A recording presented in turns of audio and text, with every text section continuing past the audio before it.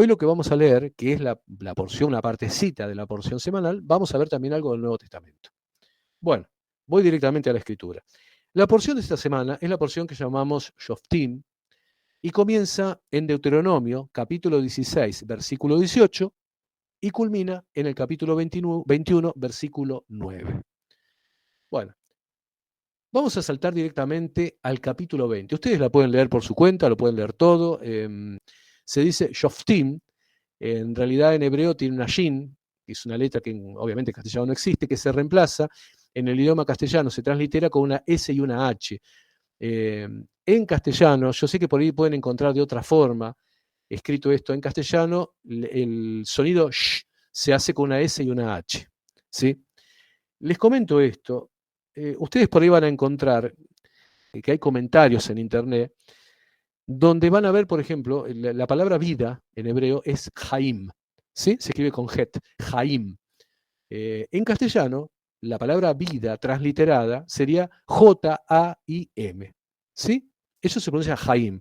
Como por ejemplo, yo estoy viendo acá, nuestro hermano Juan, ¿sí? Yo no escribo Chuan, Leopoldo Elías Jiménez, ¿sí? Yo no lo escribo con CH, yo lo escribo con J.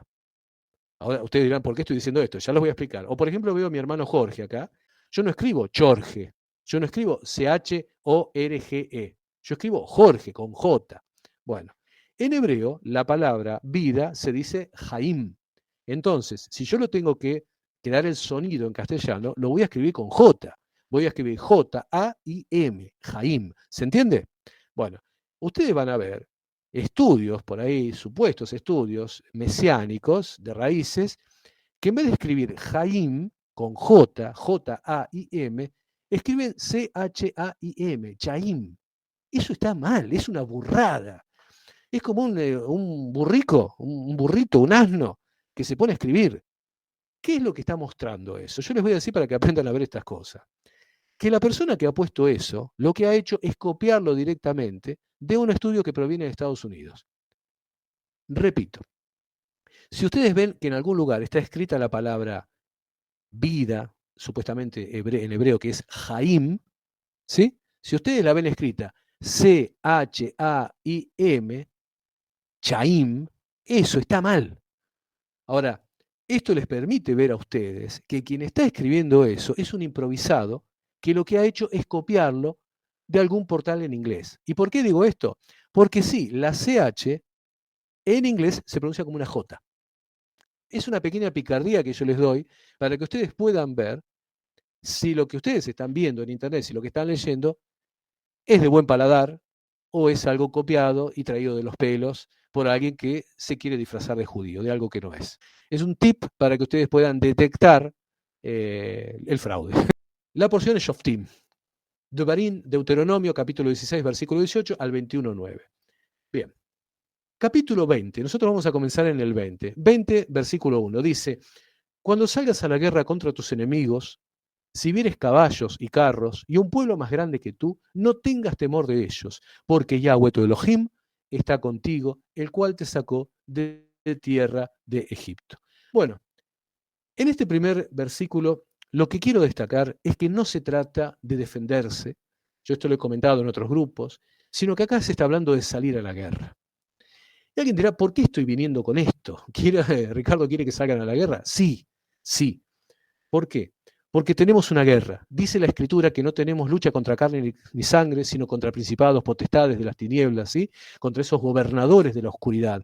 Y cuando nosotros nos abocamos a servir al Elohim de Israel, salimos a la guerra contra esas potestades malignas. Y no tenemos que tener temor de salir a esa guerra. ¿Por qué? Porque ustedes son Israel, porque han sido llamados a combatir en esa guerra contra las fuerzas del maligno. ¿Y por qué? ¿Por qué hemos sido llamados a eso? Pablo dice, sed imitadores de mí como yo del Mesías, como yo de Cristo. Nosotros somos imitadores de Pablo, como Pablo es imitador de Cristo. Y nuestro Señor vino para destruir las obras del maligno, las obras del enemigo. Vino para destruir todo lo que el maligno había hecho en contra del ser humano. Nosotros tenemos el deber de salir a la guerra en contra de lo que el maligno ha hecho. Por eso, No se trata de una defensa, sino de salir a la guerra. Por eso el capítulo 20, versículo 1 dice, cuando salgas a la guerra contra tus enemigos. Aquí se sale a conquistar los territorios que los enemigos tienen, las partes del mundo que el enemigo ha tomado como propia. Y cuando hablo de partes, de territorios que el enemigo tiene tomados como propio, me refiero a cualquier aspecto de nuestras vidas en los cuales aún no tenemos una conquista. Puede tratarse de una cuestión personal, puede tratarse de una cuestión familiar, con aquellos que no conocen a nuestro Dios, puede tratarse de situaciones conflictivas que hay que resolver y que muchos arrastran desde hace tiempo. Hay partes quizás de nuestra mente que no están conquistadas, hay cuestiones de nuestra economía que quizás no están conquistadas, hay cuestiones familiares que quizás no están conquistadas para Dios. Quizás hay odios, quizás hay rencores, quizás hay miedos del pasado. La última vez que estuvimos hablando de esto surgió en hermanos que tenían temores que todavía le habían quedado al pasado. Hermanos que, por ejemplo, habían sufrido violencia familiar. Nosotros tenemos en otro de los grupos hermanos y hermanas que han sufrido violencia por parte de sus padres y eso le ha quedado un temor reverencial no sano. Temor que debe ser conquistado. Temor, partes de su mente, como digo, que tienen que recibir la conquista. Pero estas regiones, tanto personales como familiares, están defendidas por potestades de las tinieblas, seres que no descansan y que tienen como única misión perturbar precisamente la posibilidad de que conquistemos ese lugar. Recordemos algo. Yo, en otra de los estudios, he hablado acerca de Og, ¿sí? Ustedes se acuerdan, mostramos imágenes de Og, de lo que era Basán, de lo que era ese territorio. Y hablamos acerca de ese gigante, de ese engendro demoníaco, esa mezcla de ángel caído y de humano que había sido ese gigante. Y precisamente los anaquitas, los refaim, los gigantes, se encontraban alrededor de la tierra prometida y eran una especie de defensa frente a la tierra prometida para los cananeos. Los cananeos les daban mujeres, les daban alimentos, les rendían honores a estos engendros, precisamente para que les cuidaran las fronteras, que cuidaran esos territorios. Y cuando el pueblo de Israel debió tomar esos territorios, fue a la guerra para conquistar esos territorios, lo primero que hizo fue enfrentar a esos gigantes y los derrotó y los mató. Cuando ustedes salgan a la guerra con la oración, van a destruir a esos gigantes. Lo primero que tienen que pensar es que están vencidos, que esos gigantes que tienen hoy quizás el control de una situación laboral, el control de una situación familiar, el control del recuerdo de un pasado, esos gigantes están vencidos, están derrotados. Es nuestra misión salir a la guerra y conquistar esos lugares. Si observamos el versículo, nos dice que el primer impedimento para conquistar esos lugares no se encuentra en la fuerza del enemigo. Él nos dice, cuando salgas a la guerra contra estos enemigos, si vienes caballos y carros y un pueblo más grande que tú, no tengas temor de ellos. El primer problema que debemos enfrentar precisamente para vencer, para conquistar estos lugares, no está en los caballos, no está en los carros, no está en la cantidad que estos seres sean. El primer problema, lo primero que debemos conquistar es precisamente nuestro propio temor a ellos. Por eso nos dice la Escritura, no tengas temor de ellos. Esto se encuentra dentro de nosotros. Por ello es que el versículo, lo primero que nos indica es no tener miedo. Es tener en claro que somos nosotros los que podemos contrarrestar el miedo. Y lo que se nos dice para poder hacerlo es precisamente algo que está también en el recuerdo de nuestro pueblo, porque Yahweh tu Elohim está contigo, el cual te sacó de tierra de Egipto. Observen ustedes que Yahweh precisamente al escribir esto nos dice que recordemos, que traigamos a nuestra memoria de dónde nos ha sacado el Creador. Yo desconozco la vida en particular de cada uno de ustedes. Emiliano conoce la vida de cada uno, yo conozco el pasado de alguno que me ha compartido, pero todos los que están aquí han conquistado algo en su vida. Hay quien ha conquistado un vicio, hay quien ha conquistado una deficiencia en su vida, hay quien ha conquistado la muerte, quizás de algún ser querido, hay quien ha conquistado quizás el adulterio, hay quien ha conquistado quizás la fornicación, quizás alguien haya conquistado algo menor de todas estas cosas, pero todos los que están aquí tienen algo en su pasado que han conquistado y han vencido precisamente por el poder de Yahweh, por la fuerza de Yeshua puesta en sus vidas. Bueno, lo primero que él nos dice es, no tengas temor de toda esta fortaleza que pueden presentar estos seres. No tengas temor porque tienes que acordarte de dónde te he traído. Acuérdate que el mismo Dios que ahora te va a acompañar en la guerra es el que te sacó de la tierra de Egipto, es el que te sacó de aquello en lo cual estabas. El versículo 2, y estoy tratando de apurarme un poco, dice, y cuando os acerquéis para combatir, se pondrá en pie el sacerdote y hablará al pueblo. Bueno, acá el versículo nos está hablando de una condición previa a la batalla, la intervención sacerdotal. Por supuesto que sabemos que en la actualidad no hay sacerdotes que nos conduzcan a la batalla, pero no los hay porque no se necesitan.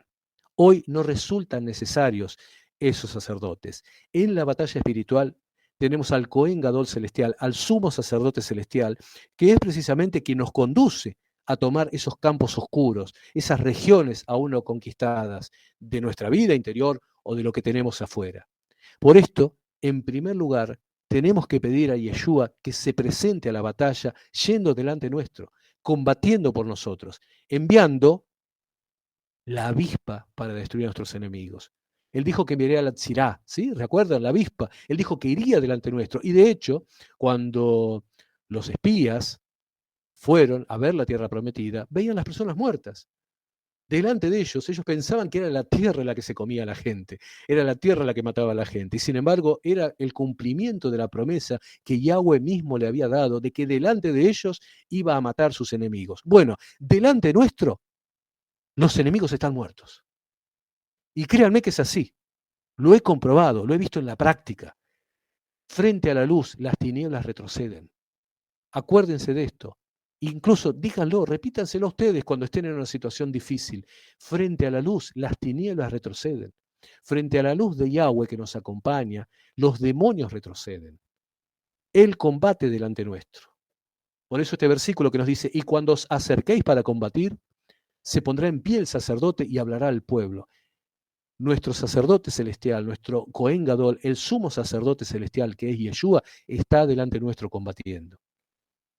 Versículo 3, y les dirá, Shema Israel, oye Israel, vosotros os juntáis hoy en batalla contra vuestros enemigos. No desmaye vuestro corazón, no temáis, ni os azoréis, ni tampoco os desalentéis delante de ellos.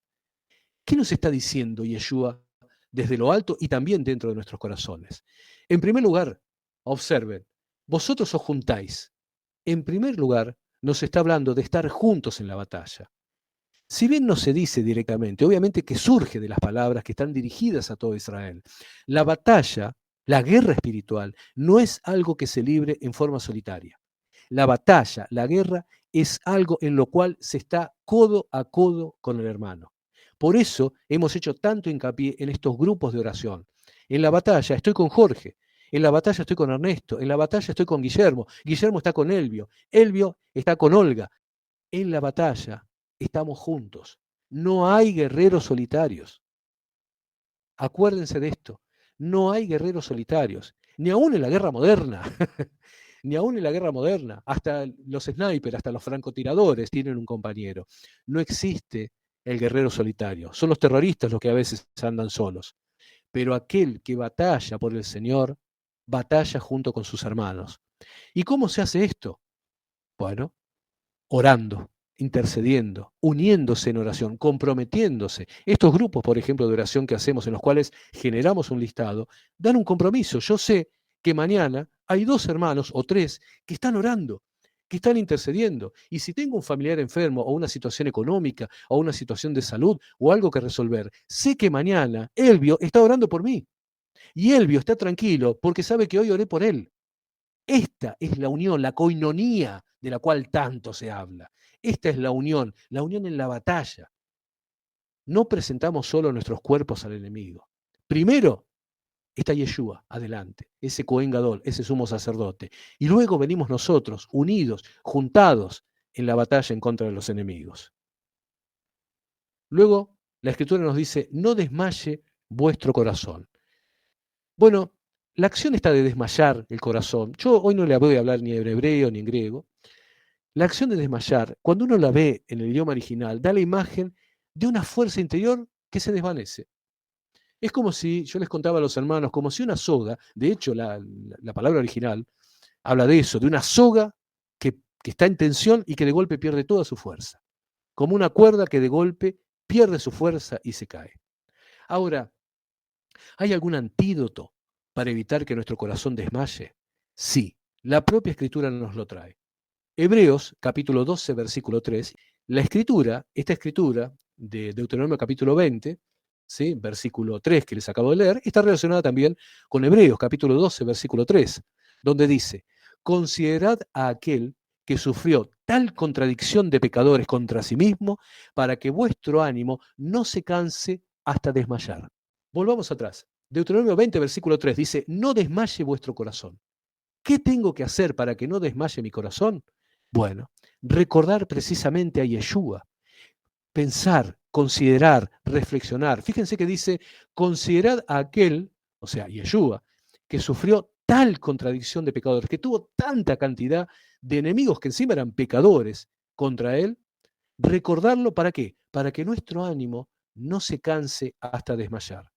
Si nosotros tenemos potestades, espíritus inmundos, demonios, malignos, que están saliendo de la batalla con nosotros, en buena hora, estemos contentos. ¿Por qué? Porque estamos viviendo lo mismo que nuestro Señor Yeshua, que enfrentó a tal contradicción de pecadores. Entonces, una de las tareas que tenemos que hacer es pensar en el sacrificio de Yeshua y cómo hubo esa cantidad inmensa de pecadores, no de personas sanas y puras, sino de pecadores que se alzaron contra el Salvador. Entonces, el hecho de que pecadores se alcen en nuestra contra es un privilegio que nos permite tener que padecer y confrontar lo que Él enfrentó. Asimismo, esto de no desmayar nuestro corazón también tiene que entenderse como no ser pusilánime ni blando. Esto es importante porque nuestros verdaderos enemigos no son las personas que son usadas por los espíritus inmundos, sino que son precisamente las huestes de maldad que se mueven en los lugares oscuros, en las tinieblas, en los aires, y que se manifiestan detrás de los pensamientos y las acciones de las personas. Por eso es que hay que ser inflexible frente al pecado, pero con amor, con ternura, con comprensión a las personas que nos enfrentan. Porque de otro modo estaríamos olvidando el mensaje de Yeshua. En lugar de destruir las obras del maligno, estaríamos tratando de destruir a las personas que son usadas por el maligno para sus propósitos. Nos estaríamos olvidando que Yeshua ama al pecador y entregó su vida por él. ¿Qué nos dice también este versículo 3? No temáis ni os azoréis. No temáis. Este no temer que constantemente Yeshua nos alienta a enfrentar el temor. Miren, recordemos Mateo capítulo 10, versículos 28 al 31. Dice, y no temáis a los que matan el cuerpo, mas el alma no pueden matar. Recuerden ustedes aquello donde dice que no cae un pajarillo, ¿sí?, a la tierra sin que Él lo mande. Entonces Yeshua nos conmina constantemente a no temer a estos seres. Luego fíjense que dice no azorarse, y hoy yo les hablaba de que a veces se busca palabras en griego o en hebreo, buscando el término adecuado para expresar algo. Sin embargo, en esta ocasión, eh, el traductor, y específicamente el traductor del año 1909, porque antes el versículo se había traducido de otra forma, pero en la Reina Valera de 1909 aparece esta traducción de decir no os azoréis, ¿sí? En otros lugares decía no os apresuréis. La traducción de 1569, la de 1602, la de 1862, la del 1865, que son todas las revisiones de la Reina Valera, decían no os apresuréis. Sin embargo, en el 1909, la Reina Valera de 1909 incorpora esta traducción, esta diferencia, y dice no os azoréis. Y me pareció excelente, y lo tengo que decir, realmente es una traducción excelente. ¿Por qué? Porque la palabra azorarse, ¿sí?, la palabra que utilizamos en castellano, es muy gráfica. La palabra azorarse viene de la palabra azor. El azor, A-Z-O-R, es un ave de rapiña, es un pájaro, ¿sí? Esta ave de rapiña era usada por cazadores para cazar perdices. Calculo que todos conocen lo que es una perdiz, ¿no? Es un pájaro más chico que una gallina, ¿sí? que en general no se cría, sino que muchas veces lo cazan, ¿sí? Lo cazan en el campo. En la Argentina lo cazan con perros y con armas, ¿sí? Con armas de fuego. Pero en otros tiempos las perdices se cazaban precisamente con estos pájaros, con el azor. Se utilizaban dos pájaros, se utilizaba el azor y se utilizaba el halcón. El azor eh, asustaba a la perdiz y luego el halcón la cazaban al vuelo. Por lo cual el mensaje es muy claro. Cuando dice no os azoréis, se está refiriendo a no tener la misma actitud de la perdiz, que es asustada por el chillido del azor, sale volando y es capturada por el maligno. Fíjense qué gráfica la imagen, ¿no? Imagínense esto, ¿verdad? De un cazador, en este caso el maligno, el diablo, a Satán, ¿sí? El ángel caído, que utiliza ese chillido que asusta, que pretende, ¿sí? Provocar miedo. La perdiz sale asustada, el creyente que se atemoriza sale asustado y él lo caza al vuelo. Fíjense qué gráfica que es esta imagen. Bueno, la Escritura nos dice, no seas como estos, no seas como estas perdices que salen asustadas frente a un chillido y terminan siendo cazadas. No tengas miedo, no salgas espantado. ¿Por qué? Porque el maligno va a venir con su gritería para tratar de que salgamos espantados. Y es ahí, precisamente, cuando hay que hacer oídos sordos a sus mentiras y permanecer firmes. Y finalmente, nos habla de desalentarnos, ¿sí? Una situación que puede originarse frente a la contienda espiritual es que el maligno o sus espíritus inmundos traten de golpearnos para hacer sentir miedo, desaliento, para que se huya de la contienda. Bueno, no tengamos nada de eso. No tengamos miedo, no nos desalentemos, no tengamos este pavor, no nos azoremos, como dice la Escritura. ¿Y por qué no tengamos todo eso? Si es normal que una persona tenga todas esas sensaciones, más sabiendo que va a enfrentar a seres de las tinieblas, a espíritus inmundos. ¿Saben por qué dice que no hay que tener miedo? Versículo 4. Porque Yahweh vuestro Elohim va con vosotros, para pelear por vosotros contra vuestros enemigos, para salvaros. Fíjense que en este versículo se redondea toda la situación de por qué no debemos caer en ninguno de estos temores. Dice específicamente que Yahweh camina con nosotros. Incluso, les comento, no quiero usar el hebreo ni el griego, pero les digo que cuando uno lo lee en hebreo y en griego, se utiliza la misma expresión que, por ejemplo, se emplea en Génesis capítulo 6, versículo 9, donde dice, estas son las generaciones de Noé. Noé, varón justo, era perfecto en sus generaciones. Con Elohim caminó Noé. Bueno, la misma expresión que se usa acá, donde dice que Dios caminó con Noé, bueno, es la misma que se usa acá en el versículo 4, donde dice que Yahweh, vuestro Dios, camina con vosotros. Es exactamente la misma frase. O sea, nos encontramos en la misma situación de Noé, quien en medio de una generación perversa caminó con el Creador. Piensen qué cosa increíble, qué magnitud increíble. En medio de una generación perversa, de narcotráfico, de pecado, de violencia, de muerte, de secuestro, Jorge camina con el Creador. En medio de todas estas cosas terribles, cada uno de ustedes camina con el Señor. Es fascinante, es hermoso, es increíble. Y algún día, no tengo dudas, porque lo estoy viendo, algún día se va a escribir de ustedes. En medio de una generación perversa, ellos fueron el último baluarte antes de la venida del Señor. Esto es hermoso. Y encima dice que Él pelea contra nuestros enemigos para salvarnos. Yo creo que esta escritura es maravillosa, esta escritura es única, y esta escritura nos da una fortaleza especial para doblar las rodillas y para clamar al Señor. Porque, ojo, nuestra batalla no es con armas, nuestra batalla no es con cuchillos, no es con espadas. Nuestra batalla es saliendo todos juntos, unánimes en el sentir y en la oración.